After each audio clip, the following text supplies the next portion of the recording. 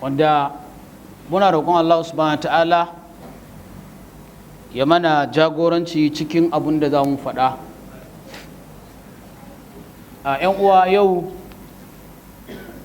ba za mu je kan tafsirin da muke gabatarwa kai tsaye ba, illa iyaka lecca ce wanda na shirya za mu gabatar da ita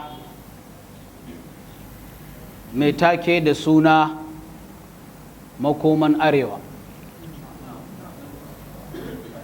wanda muna da manya-manyan malamai a wannan ƙasa tamu Najeriya,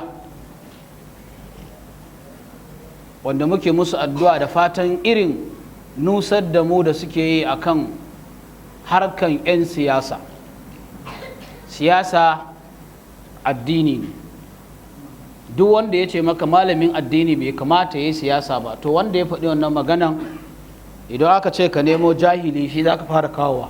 Number one, original ba photocopy. Duk wanda ya karanta mulkin fir'auna ya san harka ne na siyasa. Malamai su tashi su tsaya shiga harkan siyasa, su tsaya 'yan takara a zaɓe su. Ya kamata a waye, a daina barin jahilan mutane. Wannan mutum ko fatiha ba zai iya karanta maka ba, kuma yana so ya zo ya jagorance ka. Fatiha, wannan fatiha,